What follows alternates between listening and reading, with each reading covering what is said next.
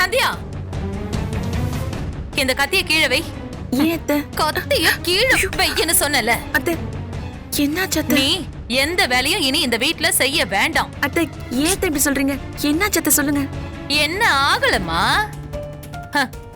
இந்த வீட்ல உன் படிப்புக்கும் தகுதிக்கும் ஏத்த வேலைய எங்களால கொடுக்கவே முடியாது. அதனால நீ இனிமே எந்த வேலையும் செய்ய வேண்டாம்.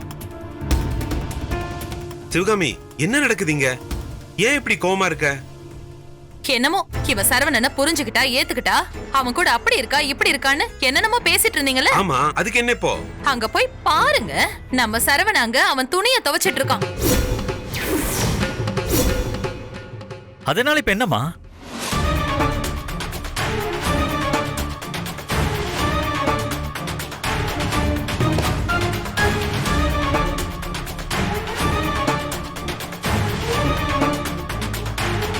என்ன சரவணா? அம்மா, என் துணியை நான் துவைச்சேன், இதுல என்னமா இருக்கு? இவ்வளவு நாளா இது நடக்கவே இல்லையடா.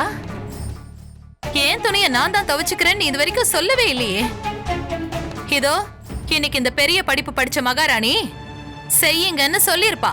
அதனாலதான் இவன் அந்த வேலையை செய்யறான். இவளுக்கு வக்காலத்து வாங்குறியா நீ இப்போ?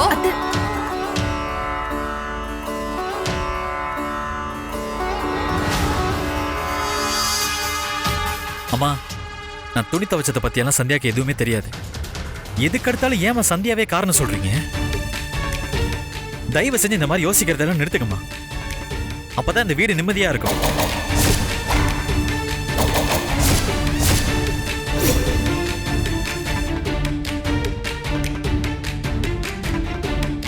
என்னடா இது புது பழக்கம்?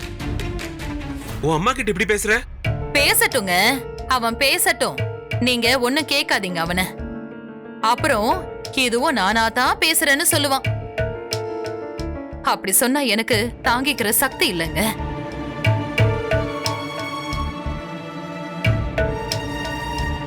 உங்க மேல நான் இப்பவும் அதே மரியாதை தான் வச்சிருக்கேன்.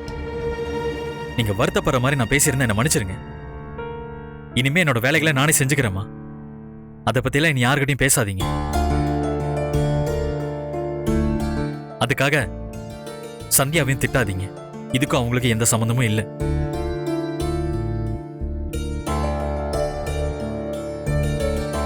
சரி, உன் இஷ்டம் போல உனக்கு என்ன செய்யணுமோ அதை செய்யுமா. உன்னை ஒரு வார்த்தை சொல்ல கூட எனக்கு உரிமை இல்லைன்னு இதோ அவன் சொல்லிட்டு போயிட்டான். இதுக்கு மேல நான் உன்னை எதுவுமே சொல்லல. இங்க என்ன நடக்குது? நீங்க என்ன பேசுறீங்க? அவரே அப்படி சொல்லிட்டு போறாரு. எதுவுமே எனக்கு சத்தியமா புரியல அத்தை. உனக்குதான் புரிய வேண்டியது எதுவுமே புரியாதே. என்னமோ சரியில்லையே. இவங்க ரெண்டு பேரும் சரியான கூட்டு கலவானீங்களாச்சே. இப்ப என்னடானா இவளுக்கு தெரியாது, சம்மந்தம் இல்லைன்னு அவரு சொல்லிட்டு போறாரு. என்ன நடக்குதுன்னே தெரியலன்னு இவ சொல்றா. Something wrong. கண்டுபிடிச்சே ஆகணும் அர்ச்சனா, கண்டுபிடிச்சே ஆகணும். கடைசியில நான் சொல்றது மட்டும்தான் குத்தமா இருக்கும். எப்படியோ போங்க எல்லாரும், தள்ளுங்க. சிவகாமி, என்னமா இது? சரவணன் அப்படி பேசிட்டு போறான், நீ இப்படி குழம்பி போய் நிக்கிற?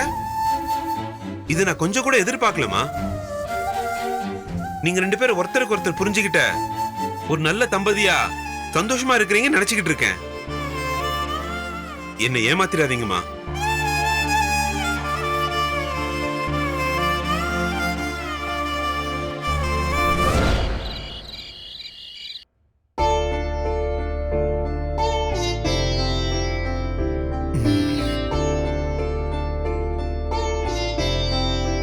சிவகாமி, இந்த வாரம் இந்த பெட்ஷீட்டை நீ மாத்தவே இல்லையா? நாளை கண்டிப்பா மாத்திடு சிவகாமி. எப்படி அழுக்கா இருக்கு பாரு.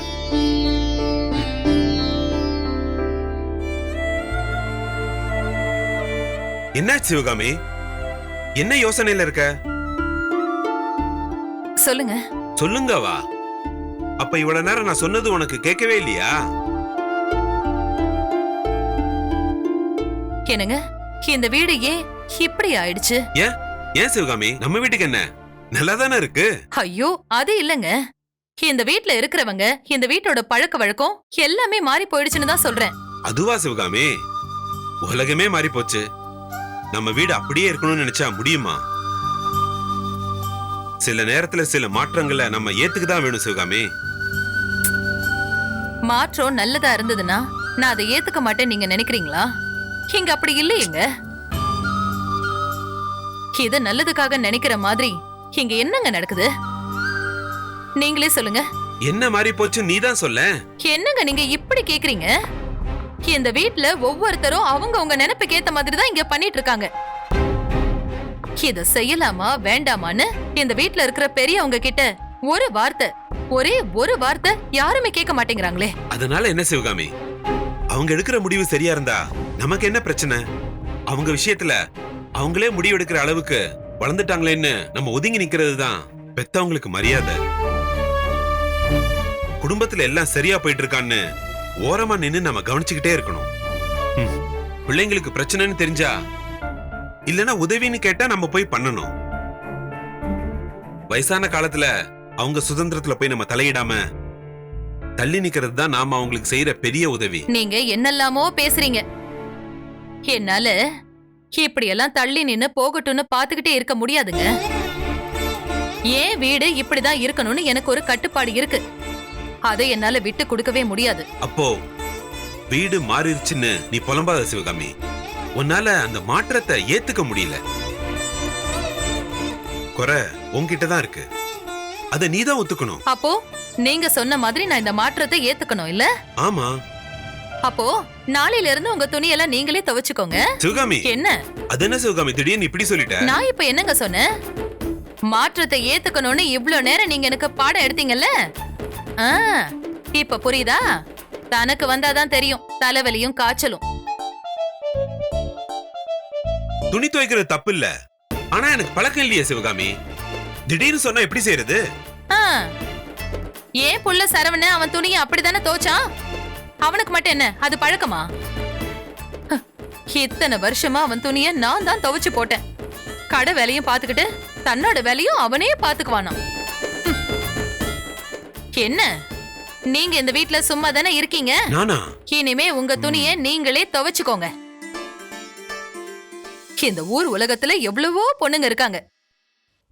இப்படி ஒருத்திய தேடி கொண்டு வந்து என் புள்ள வாழ்க்கைய நானே நாசமாக்கிட்டனே. பாவம், எந்த வகையிலயும் அவனுக்கு சந்தோஷமே இல்ல. நம்ம குடும்பத்தை முன்னேத்த தானங்க அவன் படிப்ப நிப்பாட்டி கரண்டிய கையில எடுத்தான். எவ்வளவு கஷ்டப்பட்டிருப்பான். அவனுக்கு கஷ்டமா இருக்குன்னு ஒரு நாளாச்சும் அவன் சொல்லிருப்பானா? இப்ப அவன் சந்தோஷமா இல்லைன்னு தெரிஞ்சும் என்னால எதுவும் செய்யவே முடியலையே. பாவம், என் புள்ள சொல்ல கூட யாருமே இல்லாம பரிதவிச்சு போய் கிடக்குறான்.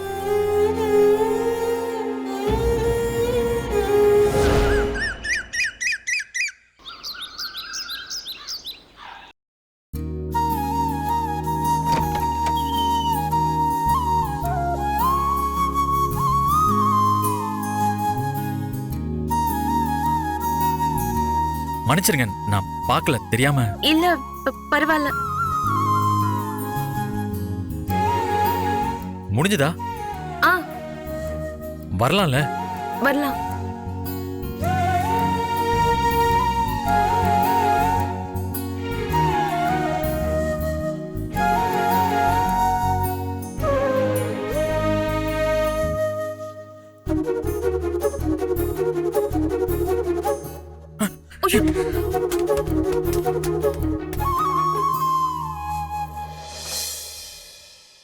அழகிய கண்ணாலே இழுத்தாயடி நீ செய்வதறியாமலையே நின்றேனடி. காதல் நெருப்பை நெஞ்சுக்குள் தொடுத்தாயடி நீ கனவு நிஜமானதென்று அறிந்தேனடி. குறும்பு பார்வையால் சொக்க வைத்தாய், ஓர கண்ணால தெரிக்க விட்டாய். செல்லமே நீ என்னோட உசுரு. சொக்கி போன உந்த அழகில் எந்த மூச்சும் நீ தாண்டி. உசுறு போயிடும் நீ இல்லாட்டி அழகே ஓவியமே.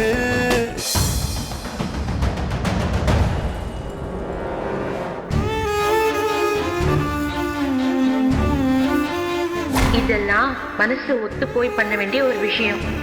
இல்லைன்னு வையேன், பேசாம விட்டுட்டு போறதுதான் எல்லாருக்கும் நல்லது.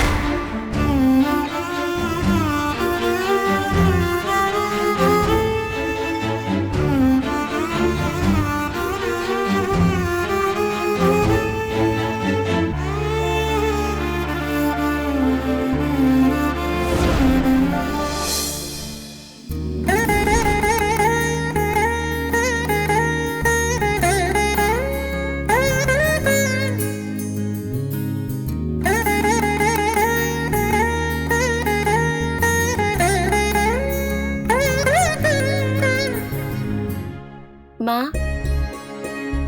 நானே புடவை கட்டிருக்கேன் பாத்தீங்களா? டெய்லியும் இந்த புடவையை கட்டிக்கிட்டு நீங்க எப்படிதான் இருக்கீங்களோன்னு உங்ககிட்ட எத்தனை தடவை கேட்டிருப்பேன். இப்ப நானும் டெய்லியும் புடவை கட்டுறேம்மா.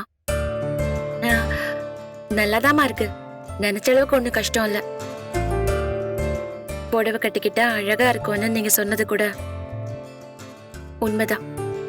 நீங்க இருந்திருந்தா என் பொண்ணுக்கு திருஷ்டி பற்ற போதுன்னு திருஷ்டி சுத்தி போட்டிருப்பீங்க.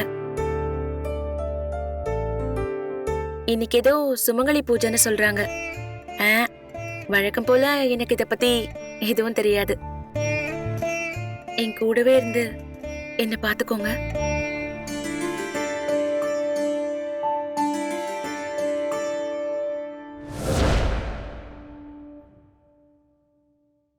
பாரு, இந்த செல்போன் வந்தாலும் வந்துச்சு, அதையே எப்பவும் உத்து உத்து பாத்துக்கிட்டு சிரிக்கிறது, அழுவுறது, பக்கத்துல இருக்கிற மனுஷங்களை கூட கவனிக்கிறதே இல்ல. என்னத்த சொல்றது? அத்தை, 4 கிளாஸ் அரிசி போட்டா போதுமா அத்தை? இந்த வீட்ல தினமும் தானே சோறு வடிக்கிறோம், எத்தனை கிளாஸ் அரிசி போடணும்னு கூட உனக்கு தெரியாது? அது இல்ல அத்தை, இது வழக்கமா வாங்குற கடை அரிசி இல்ல, கிராமத்துல இருந்து கொடுத்து விட்டது. அதிகமா சோறு காணும், அத ஊற வச்சு வடிக்கணும்னு அர்ச்சனா தான் சொன்னா. ஓ, ஊற வச்சு வடிக்கணும்னு அவ உன்கிட்ட சொல்லிருக்காளா? சரி, நீ எப்பவும் போடுற மாதிரியே போடு. சரிங்க அத்தை. மா, கீரையை ஆஞ்சு முடிக்க போறோம், நானே அரிசியை ஊற போடுறேன், நீங்க இங்கே இருங்க. பார்வதி, இங்க வா, இப்படி வந்து உட்காரு. என்னம்மா? காரணம் காரியம் எல்லாம் சொன்னா மட்டும்தான் வருவியா? இங்க வந்து உட்காரு. ஒவ்வொன்னுத்தையும் சொல்லுமா. இந்த பாவக்காய வெட்டி குழம்புல போடணும், அதுக்கு தகுந்த மாதிரி இத வெட்டி வை. இந்தா, இங்கதான் சந்தியா அண்ணி மயில் எல்லாம் இருக்காங்கல்ல, அவங்க கிட்ட கொடுக்க வேண்டியதானே. ஒழுங்கா வெட்டடி பாவக்காய. எப்ப பார்த்தாலும் ஒரு வயசுக்கு வந்த பொண்ணு செல்போனும் கையுமாவே அலையிறது. கட் பண்றேமா. பண்ணு.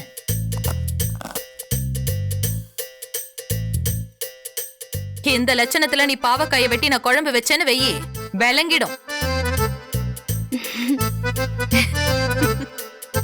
எதுக்கு சிரிக்கிறீங்க நீங்க? அவங்க சிரிக்கிறதெல்லாம் இருக்கட்டும், இப்படி காய்கறி வெட்ட கூட தெரியாம நீ ஒரு இடத்துக்கு வாக்கப்பட்டு போனா ஊரே உன்னை பார்த்து சிரிக்குண்டி. மா, பாவக்காய் இல்லாத ஊருக்கு கல்யாணம் பண்ணி போய்க்கிறேமா. அது எங்கடி இருக்கு அப்படி ஒரு ஊரு? அதான் நம்ம வீட்ல இப்போ சுமங்கலி பூஜை நடக்க போதில்லமா, அதுக்கப்புறம் எப்படியும் பார்வதிக்கு ஒரு மாப்பிள்ள அமைஞ்சிரும், அப்ப தெரிஞ்சு போயிரும் அந்த ஊர் எங்க இருக்குன்னு. ஆமா, நானே கேட்கணும் தான் இருந்தேன், அது என்னமா சுமங்கலி பூஜை? அது கல்யாணமான பொண்ணுங்க தான் நல்லா இருக்கணும், தான் புருஷன் ரொம்ப காலம் ஆரோக்கியத்தோட இருக்கணும்னு மனசார நினைச்சு பண்ற ஒரு பூஜை. ஓ, கன்னி பொண்ணுங்க கலந்துக்கிட்டா சீக்கிரம் கல்யாணம் ஆகும்னு ஒரு நம்பிக்கை. ஓ, அதுதான விஷயம். நீ ஏன் பார்வதி கேக்குற? சும்மாதான் தெரிஞ்சுக்கலான்னு கேட்டேன். நீ கலந்துக்க போறியா? ஐய, நமக்கெல்லாம் அது செட் ஆகாது, நான் கலந்துக்க மாட்டேன். வேணா நீ கலந்துக்கோ. நீ சொன்னாலும் சொல்லலனாலும் நான் கலந்துக்க தான் போறேன். கலந்துக்கிட்டு எனக்கு சரவணாயா மாதிரியே ஒரு நல்ல மனசு படைச்சவரு கணவரா வரணும்னு வேண்டிக்க போறேன்.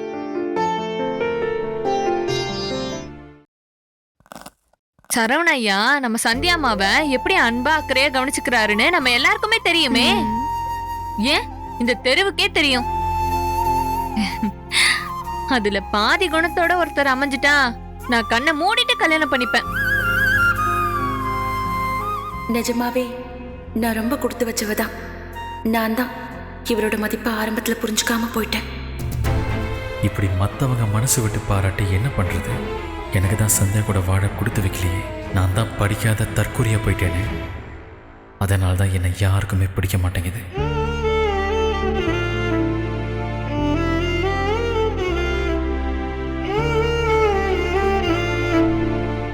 என்ன மயிலு, மனசுல கல்யாண ஆசை வந்துருச்சா என்ன? ஐயோ நீங்க வேறம்மா. நான் சும்மா சொன்னேன். ம்,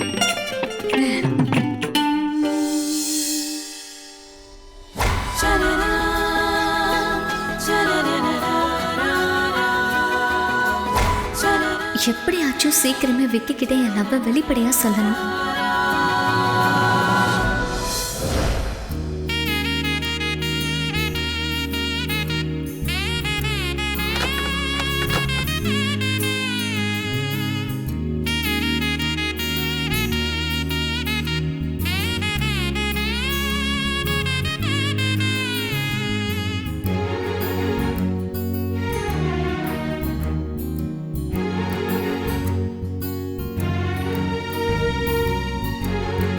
என்னங்க, இந்தாங்க.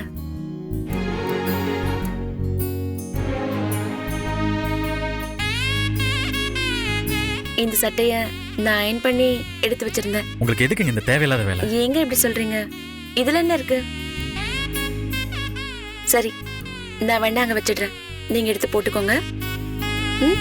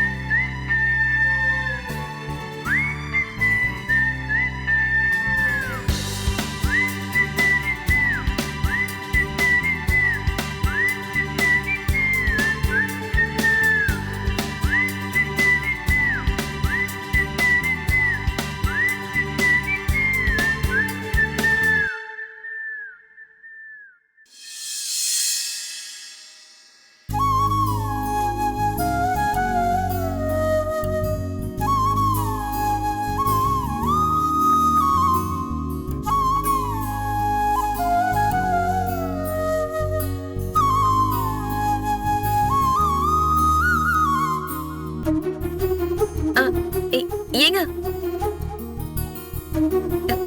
என்னால மாட்டவே முடியல. கொஞ்சம் ஹெல்ப் பண்றீங்களா ப்ளீஸ்ங்க?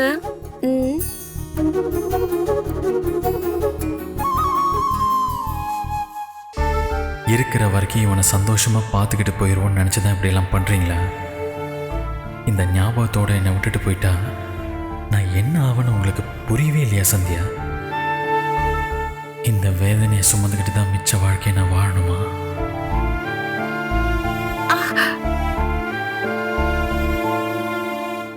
ஏங்க ஏங்க ஏங்க ஏங்க உங்க முகம் இப்படி இருக்கு? நான் அப்செட்டா இருக்கேன்னு நினைச்சு நீங்க வருத்தப்படுறீங்களா? நான் ரொம்ப சந்தோஷமா தாங்க இருக்கேன். உங்களை பார்த்தாலே தெரியுதுங்க நீங்க எவ்வளவு சந்தோஷமா இருக்கீங்கன்னு.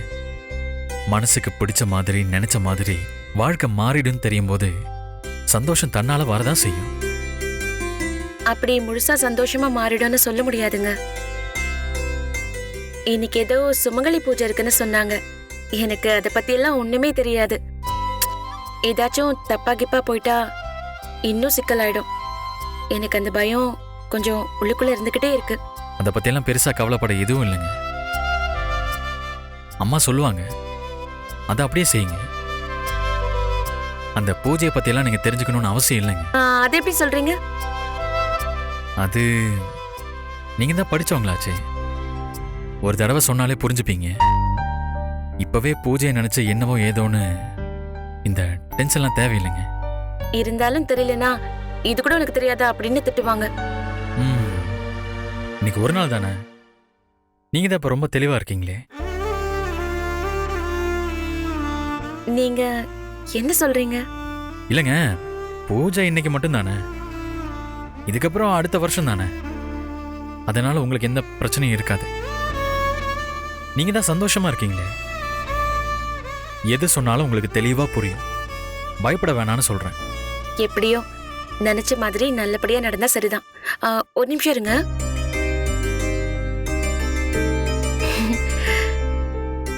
இந்தாங்க விபூதி வச்சுக்கோங்க. நீங்க அங்க வைங்க, நான் பூசிக்கிறேன். ஏங்க ஒரு செகண்ட் ஆகுமா? இதை எங்க வச்சு நீங்க எப்ப பூச போறீங்க? இது பிடிங்க, முதல்ல பூசிக்கோங்க. நீங்க அங்க வைங்க. அட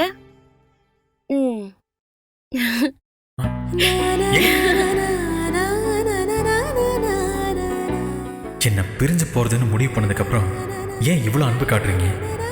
ஓ, நமக்காக என்னெல்லாம் செஞ்சிருக்காருன்னு நினைச்சு பரிதாபப்பட்டு இதெல்லாம் செய்றீங்களா? எதுவா இருந்தாலும் சரிங்க, நீங்க நடந்துக்கிறது என்னை கஷ்டப்படுத்த தான் செய்யுது. ஆனா இது உங்ககிட்ட சொல்ற தைரியம் எனக்கு இல்லைங்க.